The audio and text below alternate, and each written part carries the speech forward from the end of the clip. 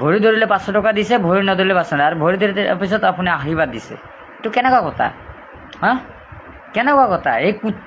এই কুত্তাক আশ্ৰয় কাৰণে ল'ব নোৱাৰে। এই কুত্তাৰ কাৰণে আজি আমাৰ এই অসমীয়া জাতিখন, আজি অসমীয়াৰ মাজত অসমীয়া এই কুত্তাৰ কাৰণে আজি ভাগ হৈছে। আজি হিন্দু মুছলমান ভাগ কৰা মূল এই কুত্তাজন। এই কুত্তাই আজি নাটক কৰিবলৈ আহিছে যে বানপীড়িতক আমি সহায় কৰিলোঁ, চাওক মই কিমান টকা কৰিলোঁ, 4-5 কোটি টকা সহায় কৰিলোঁ। কুত্তাই এনেকুৱা নাম কমাবৰ কাৰণে, নাটক কাৰণে, ভিউজ কৰাৰ কাৰণে এই কুত্তাই জনাই আহিছিলে। তো কুত্তা আৰু কুত্তা টিম লৈ আহি মানে দেখুৱালে ছ'চিয়েল মিডিয়াত যে আমি কিমান কি কৰিব নোৱাৰোঁ, অসমীয়াক আমি কি কৰিব নোৱাৰোঁ। এতিয়া আজি দেখুৱাই দিলে এই কুত্তাজনেক। কুত্তা হয় তে কুকুৰে, তেওঁ ভাল মানুহে তাক পইদা দিয়া নাই।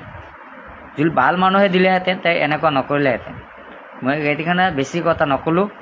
এই কুত্তাৰ কাৰণে আপোনালোকে সাৱধান হ'ব। এই কুত্তাৰ কাৰণে অসমীয়াৰ আজি এই ধৰণৰ অৱস্থা। আজি হিন্দু মুছলমান ভাগ ভেদ কৰা এই কুত্তাজনী মেইন কুত্তা, আজমল কুত্তা বুলি মই কওঁ। মই সন্মুখতে ক'ম কুত্তা